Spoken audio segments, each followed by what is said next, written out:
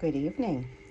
Well, we are a few days out from Hurricane Fiona, and I thought I'd take a quick walk around the garden to see how things are looking pre-storm. We're probably going to start moving everything indoors starting tomorrow, but we've been cutting back a few things today. So, of course, as with Hurricane Earl, all of this is going to get moved into the den onto the blue tarp.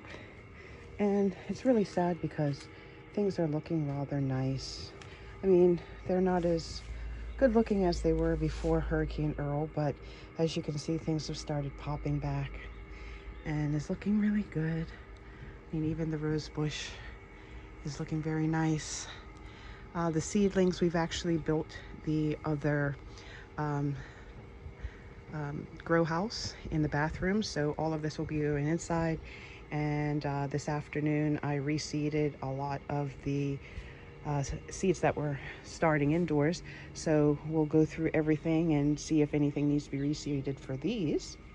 And again, down here we have put seeds into some of these pots and then cut back other things during the last storm. That's the dianthus in that pot right there. And yeah, it's sort of sad. And then over here, we've actually been doing rather well. As you know, that fell over during Hurricane Earl, and we have stood that back up. And we have the, I think that's the guava right there, and that's growing beautifully. And then down here, we have the hydrangea, which is growing nicely. The banana is behind it and sending up new leaves. And then now we have a fig right here, and I bought that up from my dad's house. The pawpaw has been coming back nicely as well. I'll put some more soil on it after the storm. We have some borders to put up, and that'll help keep it in. We had to cut back the snapdragon in here, but the portulaca is looking rather good. This pot didn't have a problem. And then over here, the dianthus is looking really good. I might put a dianthus in the other pot. And as you can see, the snapdragon here, it's a bit, I've just watered everything, so it'll perk up a bit. And then here, the lantana is looking really good. And yeah, so I might add something to this pot if I have indeed lost the snapdragon in this pot. And then over here, by picking up the tree, there was a green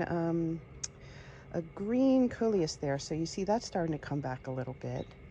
And over here, you can actually see that there is still a shell rose down there. So what I'll do as the fall goes along is clear out around it and see if that gets to take off next year.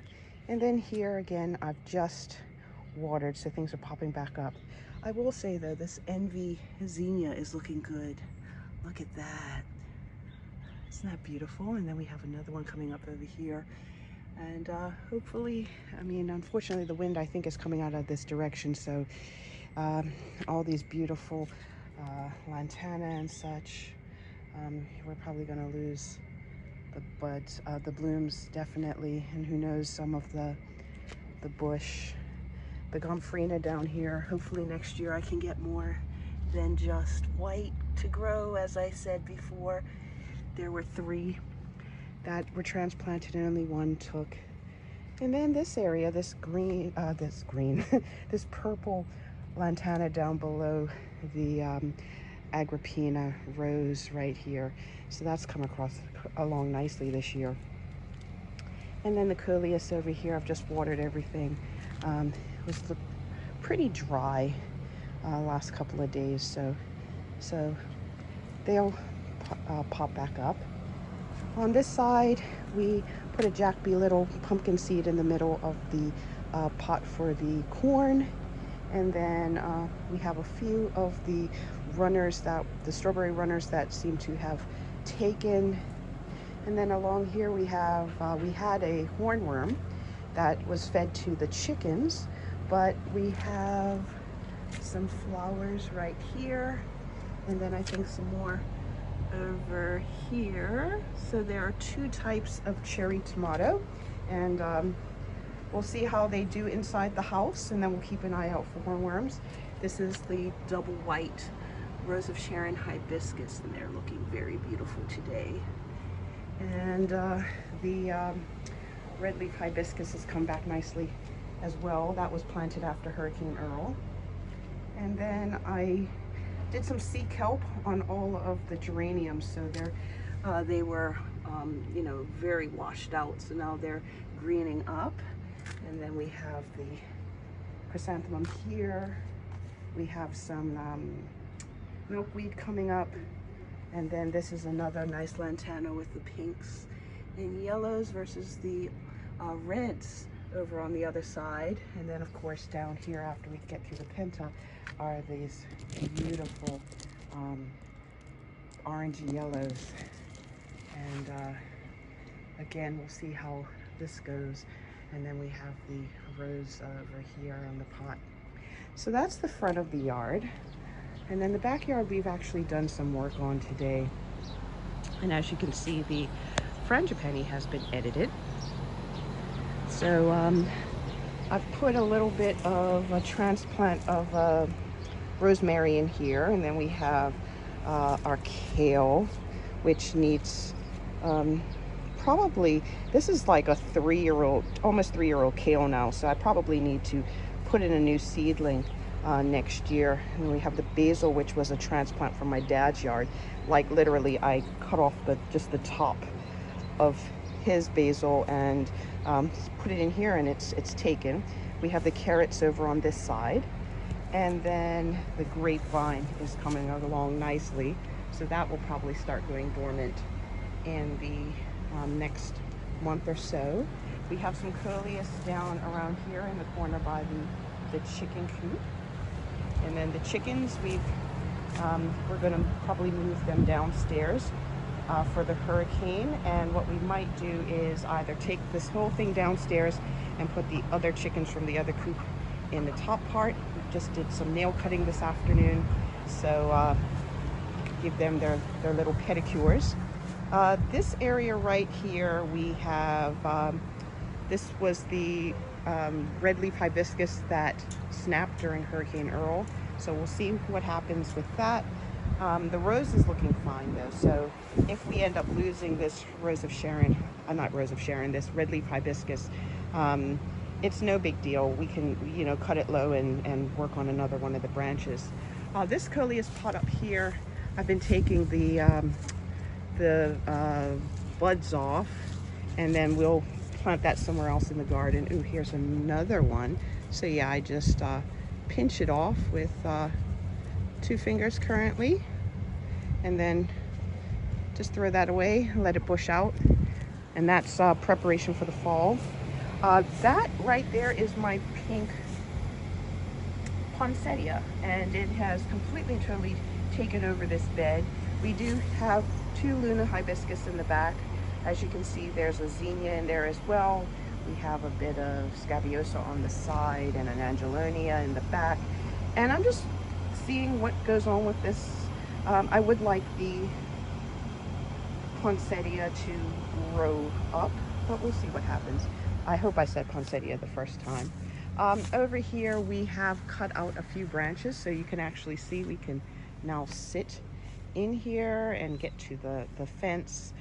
We also cut out some of the little white pet rose bush that, as you can see, is growing through. And so yeah, so taking a couple of cuttings and put them in pots. And then over here, we're just gonna let the coleus grow through the season. And strangely enough, the hydrangea has put on some new growth in the last couple of weeks, so that's quite nice. But we cut over here as well. And as oh, and I see there's a dragonfly over there. I packed everything away with the storm coming, and I forgot one, so I'll come back in and get that dragonfly. The lemon that used to be out by the fence, I've put it over here, and it seems to like the sun an awful lot in this area. And that would be about 2.5 years old now. That Seamus grew from seed. And then right here we have one of the pots with the geranium and coleus and portulaca. And then we have the second one over there. There's the coleus has died, but the geranium is fighting to hold on. And then we have the two different colors of portulaca there. Here's the tarp that's going to go indoors, and you can see the chicken water is still sitting on top of it.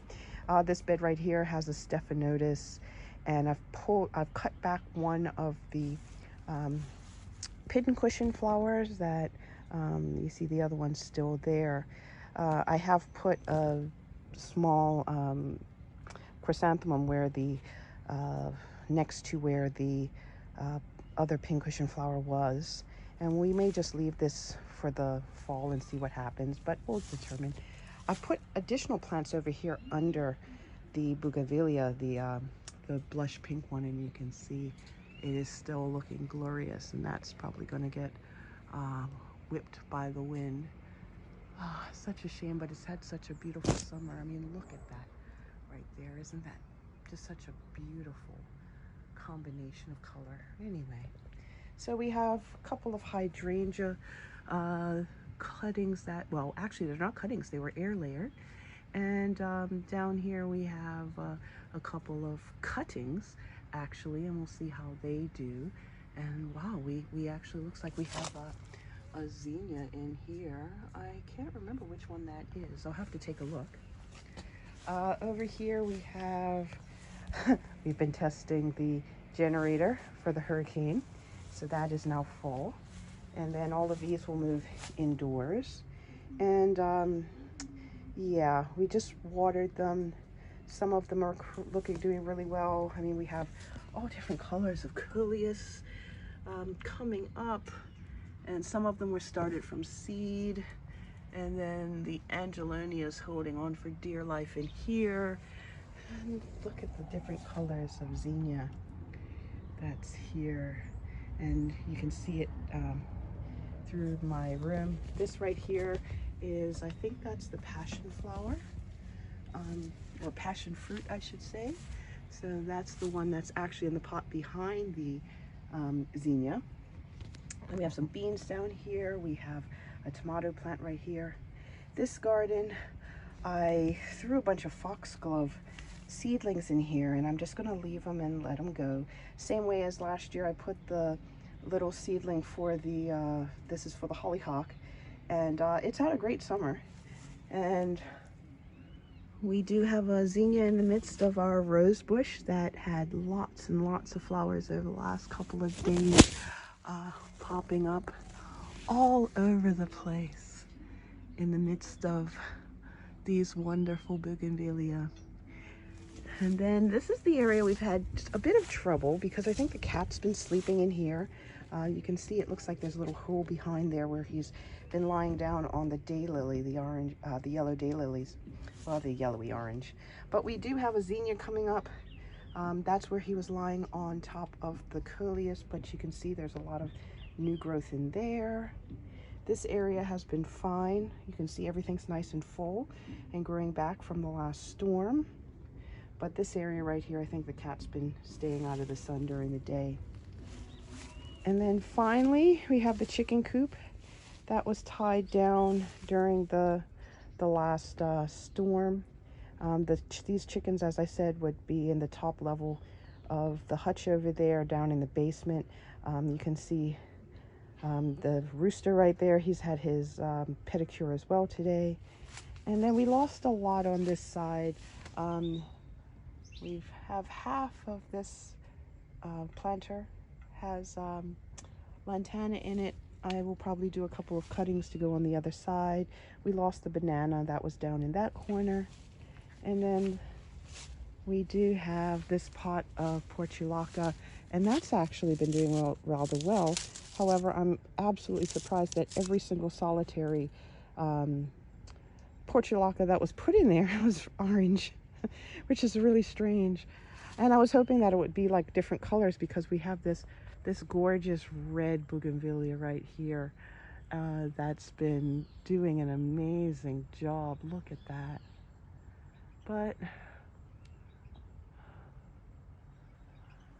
yeah, really weird. And here then you have right next to it this gorgeous pink one. And then we have orange. So, and then look over here. So I'm appreciating it right now because by the end of the week it may look totally different. Additionally, I think if I go in the midst of here, let's go behind this bougainvillea. Don't want to be spiked. And we look in here. Yes, more plantains, but we'll see how they do after the storm as well. So those are all our preparations for Hurricane Fiona. There'll be many more over the next couple of days as we bring everything into the den right in here on the floor. So thank you so very much for joining me, and wish us luck in our preparations. And then of course we hope that we don't have much of a storm, because we want to be able to enjoy this beautiful garden for the rest of the fall. Have a great one and see you later.